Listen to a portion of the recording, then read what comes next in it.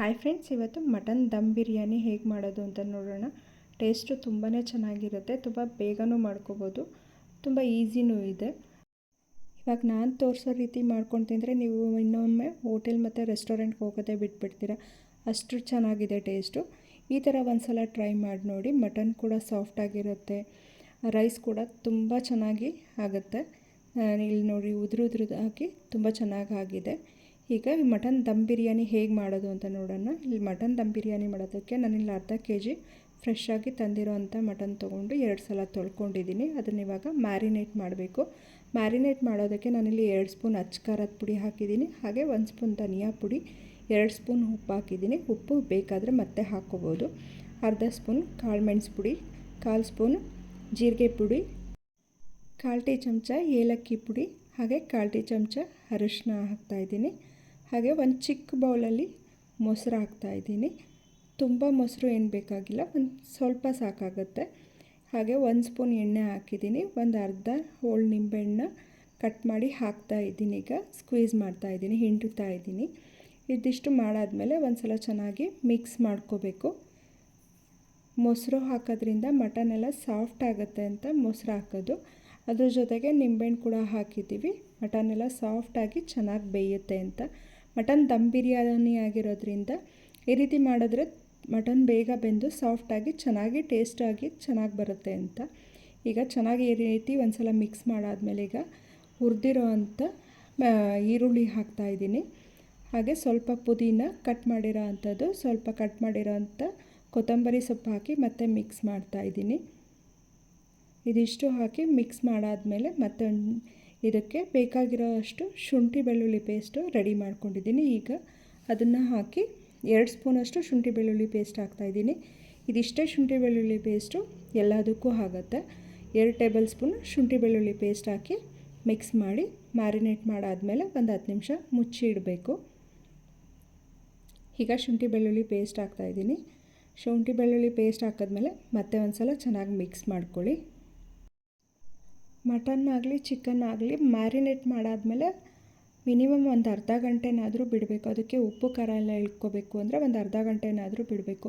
ಹಾಗಿಟ್ರೇ ಮಾತ್ರ ಟೇಸ್ಟು ಚೆನ್ನಾಗಿ ಬರೋದು. ಮ್ಯಾರಿನೇಟ್ ಮಾಡಿದ ತಕ್ಷಣವೇ ಹಾಕಿ ಬೇಯಿಸಿದ್ರೆ ಟೇಸ್ಟ್ ಅಷ್ಟು ಚೆನ್ನಾಗಿ ಬರಲ್ಲ. ಇವಾಗ ಚೆನ್ನಾಗಿ ಮಿಕ್ಸ್ ಮಾಡಿದ್ದಾಗಿದೆ. ಇದಕ್ಕೆ ಒಂದು ಚಿಕ್ಕ ಬೌಲ್ ಇಟ್ಬಿಟ್ಟು ಅದಕ್ಕೆ 2 ಕಲ್ಲಿದ್ದಲು ಹಾಕಿ 1 ಸ್ಪೂನ್ ತುಪ್ಪ ಹಾಕಿ ಸ್ಮೋಕ್ ಬರುವಾಗ ಅದಕ್ಕೆ ಲಿಡ್ ಕ್ಲೋಸ್ ಮಾಡಿ ಮುಚ್ಚಳ ಮುಚ್ಚಿ ಒಂದು 10 ನಿಮಿಷ ಬಿಟ್ಬಿಡ್ತೀನಿ. ಈ ಥರ ಮಾಡೋದ್ರಿಂದ ಟೇಸ್ಟು ತುಂಬ ಚೆನ್ನಾಗಿರುತ್ತೆ, ಬಿರಿಯಾನಿ ಕೂಡ ತುಂಬ ಚೆನ್ನಾಗಾಗುತ್ತೆ. ಈ ರೀತಿ ಇದ್ದರೆ ಮಾಡಿ, ಕಲ್ಲಿದ್ದಲಿಲ್ಲ ಅಂದರೆ ಏನು ಪರವಾಗಿಲ್ಲ, ಇದನ್ನು ಸ್ಕಿಪ್ ಮಾಡ್ಬೋದು. ಬಿರಿಯಾನಿ ಮಾಡೋದಕ್ಕೆ 2 ಕಪ್ಪಷ್ಟು ಬಾಸುಮತಿ ಅಕ್ಕಿ ತೊಗೊಂಡಿದ್ದೀನಿ. ಅದನ್ನು 2 ಸಲ ಚೆನ್ನಾಗಿ ತೊಳಿಬೇಕು. ಹೀಗೆ ಹಿಚ್ಕಿ ಚೆನ್ನಾಗಿ ತೊಳೆದು ಆಮೇಲೆ ನೀರು ಹಾಕಿ ನೆನೆಸಿಡಬೇಕು. ಇವಾಗ ನಾನು ಕುಕ್ಕರಿಗೆ 3-4 ಚಮಚ ಎಣ್ಣೆ ಹಾಕ್ತಾಯಿದ್ದೀನಿ. ಈ ಥರ ಬಿರಿಯಾನಿ ಮಾಡೋದಕ್ಕೆ ಎಣ್ಣೆ ಜಾಸ್ತಿ ಬೇಕಾಗಲ್ಲ. ಒಂದು 3-4 ಸ್ಪೂನ್. ಈ ಎಣ್ಣೆ ಯಾವುದು ಅಂದರೆ ಈರುಳ್ಳಿನ ಬೇಯಿಸಿ ಇಟ್ಕೊಂಡಿದ್ವಲ್ಲ ಅದೇ ಎಣ್ಣೆನೇ ತೊಗೊಂಡಿದ್ದೀನಿ. ಅದನ್ನು ಒಂದು 3-4 ಸ್ಪೂನ್ ಹಾಕಿ ಎಣ್ಣೆ ಕಾದ್ಮೇಲೆ ಒಂದು 3 ಪಲಾವ್ ಎಲೆ, ಒಂದು 4 ಮರಾಠಿ ಮೊಗ್ಗು, ಒಂದು ಸ್ಟಾರ್ ಅನೈಸು, ಹಾಗೆ ಒಂದು 2 ಏಲಕ್ಕಿ, ಒಂದು ಅರ್ಧ ಸ್ಪೂನಷ್ಟು ಅಂದರೆ 1 ಟೀ ಸ್ಪೂನು ಅಜ್ವಾಯಿನ ಹಾಕ್ತಾಯಿದ್ದೀನಿ. ಇದಿಷ್ಟು ಹಾಕಿ ಫ್ರೈ ಮಾಡ್ಕೋಬೇಕು. ಇದಿಷ್ಟು ಫ್ರೈ ಆದಮೇಲೆ ಒಂದು ಈರುಳ್ಳಿನ ಸಣ್ಣದಾಗಿ ಹೆಚ್ಚಿ ಹಾಕ್ತಾಯಿದ್ದೀನಿ. ಇಲ್ಲ ಉದ್ದುದು ಕೂಡ ಹೆಚ್ಚಿ ಹಾಕ್ಬೋದು. ನಾನು ಇದು ಸಣ್ಣದಾಗಿ ಹೆಚ್ಚಿ ಹಾಕ್ತಾಯಿದ್ದೀನಿ. ಈರುಳ್ಳಿ ಚೆನ್ನಾಗಿ ಸಾಫ್ಟ್ ಆಗೋವರೆಗೂ ಫ್ರೈ ಮಾಡ್ಕೊಳ್ಳಿ. ಈರುಳ್ಳಿ ಚೆನ್ನಾಗಿ ಸಾಫ್ಟ್ ಆದಮೇಲೆ ಮ್ಯಾರಿನೇಟ್ ಮಾಡಿದ್ವಲ್ಲ ಮಟನ್ನ ಹಾಕಿ ಬೇಯಿಸ್ಕೋಬೇಕು. ಮಟನ್ ಹಾಕಿದ್ಮೇಲೆ ಒಂದು 5-10 ನಿಮಿಷ ಹಾಗೇ ಬೇಯಿಸ್ಕೊಳ್ಳಿ. ಮಟನ್ ಹಾಕಿದ್ಮೇಲೆ ಹಾಗೆ ಕೈ ಆಡಿಸ್ತಾ ಒಂದು 5 ನಿಮಿಷ ಚೆನ್ನಾಗಿ ಬೇಯಿಸ್ಕೋಬೇಕು. ಮಟನ್ ಒಂದು 5 ನಿಮಿಷ ಚೆನ್ನಾಗಿ ಬೇಯಿಸ್ಕೊಂಡಾದಮೇಲೆ ಇದಕ್ಕೆ ನೀರು ಹಾಕಿ ಮುಚ್ಚಳ ಮುಚ್ಚಿ ಒಂದು 3-4 ವಿಷಲ್ ಹಾಕಿಸ್ಕೋಬೇಕು. ಬರೀ ಮಟನ್ ಮಾತ್ರ ಇರೋದ್ರಿಂದ ವಿಷಲ್ ಬೇಗ ಬರ್ತಿರುತ್ತೆ. 3-4 ವಿಷಲ್ ಹಾಕಿಸ್ಕೊಂಡ್ರೆ ಸಾಕು. 10 ನಿಮಿಷದೊಳಗೆ 4 ವಿಷಲ್ ಕೂಡ ಬಂದುಬಿಡುತ್ತೆ. ಅದಕ್ಕೆ 3-4 ವಿಷಲ್ ಹಾಕಿಸ್ಕೊಂಡ್ರೆ ಮಟನ್ ಸಾಫ್ಟಾಗಿ ಚೆನ್ನಾಗಿ ಬೆಂದಿರುತ್ತೆ. ಇವಾಗ ಇದಕ್ಕೆ ಸ್ವಲ್ಪ ನೀರು ಹಾಕಿ ಮುಚ್ಚಳ ಮುಚ್ಚಿ ವಿಷಲ್ ಹಾಕಿಸ್ಕೋಬೇಕು. ನೀರು ಹಾಕಿದ್ಮೇಲೆ ಒಂದು ಸಲ ಚೆನ್ನಾಗಿ ಮಿಕ್ಸ್ ಮಾಡ್ಕೊಳ್ಳಿ. ನಾನು ಉಪ್ಪು ಖಾರ ಎಲ್ಲ ಕರೆಕ್ಟಾಗಿ ಹಾಕಿದ್ದೀನಿ. ಈಗ ಸ್ಪೈಸಿಯಾಗಿ ಬೇಕು ಅಂದರೆ ನೀವು ಇನ್ನೊಂದು ಸ್ಪೂನು ಖಾರದ ಪುಡಿ ಹಾಕ್ಕೋಬೋದು. ಇಲ್ಲ ನನಗೆ ಖಾರ ಬೇಡ ಮೈಲ್ಡಾಗೇ ಇರಲಿ ಅಂದರೆ ನಾನು ತೋರಿಸಿರೋ ಅಷ್ಟೇ ಹಾಕಿ ಸಾಕಾಗುತ್ತೆ.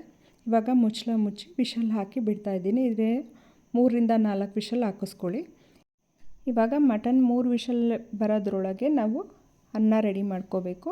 ಅದಕ್ಕೆ ಒಂದು ದೊಡ್ಡ ಪಾತ್ರೆ ಅಂದರೆ 2 ಪಾವು ಅಕ್ಕಿ ಬೇಯೋಷ್ಟು ದೊಡ್ಡ ಪಾತ್ರೆ ತೊಗೊಂಡಿದ್ದೀನಿ. ಅದಕ್ಕೆ ಅರ್ಧದಷ್ಟು ನೀರು ಹಾಕಿ ಅದಕ್ಕೆ 3ರಿಂದ 4 ಚಮಚ ಉಪ್ಪು ಹಾಕ್ತಾಯಿದ್ದೀನಿ. ನೀರು ಎಕ್ಸ್ಟ್ರಾ ನೀರೆಲ್ಲ ತೆಗಿತೀವಲ್ಲ, ಹಾಗಾಗಿ ಉಪ್ಪು ಸ್ವಲ್ಪ ಜಾಸ್ತಿನೇ ಹಾಕ್ಕೊಂಡಿದ್ದೀನಿ. ಆಮೇಲೆ ಇಲ್ಲಾಂದರೆ ಸಪ್ಪೆ ಥರ ಆಗಿಬಿಡುತ್ತೆ. ಉಪ್ಪು ಹಾಕಿದ್ಮೇಲೆ ಇದಕ್ಕೆ ಒಂದು ಅರ್ಧ ಸ್ಪೂನಷ್ಟು ಸೋಂಪು ಹಾಕಿದ್ದೀನಿ. ಹಾಗೆ 2 ಪೀಸ್ ಚಕ್ಕೆ, ಒಂದು 7-8 ಲವಂಗ, ಒಂದು 5-6 ಹಸಿರು ಮೆಣಸಿನ್ಕಾಯಿ ಹಾಕಿ ನೀರನ್ನ ಚೆನ್ನಾಗಿ ಕಾಯಕ್ಕೆ ಬಿಡಬೇಕು. ನೀರು ಚೆನ್ನಾಗಿ ಕಾದಾದಮೇಲೆ ನೆನೆಸಿಟ್ಕೊಂಡಿರೋ ಅಂಥ ಅಕ್ಕಿನ ಹಾಕಿ ಬೇಯಿಸ್ಕೋಬೇಕು. ಒಂದು 5ರಿಂದ 6 ನಿಮಿಷ ಮೀಡಿಯಮ್ ಫ್ಲೇಮಲ್ಲಿ ಬೇಯಿಸ್ಕೊಂಡ್ರೆ ಅಕ್ಕಿ ಚೆನ್ನಾಗಿ ಬೆಂದಿರುತ್ತೆ. ಅಂದರೆ ತುಂಬ ಬೇಯಿಸ್ಕೋಬಾರ್ದು, ಅನ್ನ ಮಾಡ್ಕೋಬಾರ್ದು. ಒಂದು ಅರ್ಧ ಬೆಂದಿದ್ರೆ ಸಾಕು. ಇವಾಗ ಅಕ್ಕಿ ಕೂಡ ಚೆನ್ನಾಗಿ ಬೆಂದಾಗಿದೆ, ಅಂದರೆ ಅರ್ಧ ಬೆಂದಿದೆ. ಇವಾಗ ನೀರೆಲ್ಲ ತೆಗಿಬೇಕು. ಇದನ್ನು ಒಂದು ಸೋಸೋದು ಪಾತ್ರೆ ಇಟ್ಕೊಂಡು ಇದಕ್ಕೆ ಅಕ್ಕಿನೆಲ್ಲ ಸುರ್ಕೋಬೇಕು. ಅಕ್ಕಿ ಸುರ್ಕೊಂಡಾದಾಗ ಎಕ್ಸ್ಟ್ರಾ ನೀರೆಲ್ಲ ಒಂದು ಬೌಲಿಗೆ ಹೋಗಿರುತ್ತೆ. ಈಗ ನಮಗೆ ರೈಸ್ ಮಾತ್ರ ಸಿಗುತ್ತೆ. ಅಕ್ಕಿ ತುಂಬ ಬೆಂದಿರಬಾರ್ದು, ಅನ್ನ ಥರ ಆಗಿರಬಾರ್ದು, ಅರ್ಧ ಮುಳ್ಳಕ್ಕಿ ಥರ ಆಗಿದ್ದರೆ ಸಾಕು. ಈಗ ಒಂದು ಸಲ ಬಿಸಿ ಇದ್ದಾದಮೇಲೆ 1 ಕಪ್ಪಷ್ಟು ತಣ್ಣೀರು ಹಾಕಿ ಬಿಡಬೇಕು. ಇಲ್ಲಾಂದರೆ ಅನ್ನ ಮೆತ್ತಗಾಗಿಬಿಡುತ್ತೆ ಅದೇ ಬಿಸಿಗೆ. ಇವಾಗ ಎರಡನ್ನೂ ಸೇರಿಸಿ ದಮ್ ಕಟ್ಟಬೇಕು.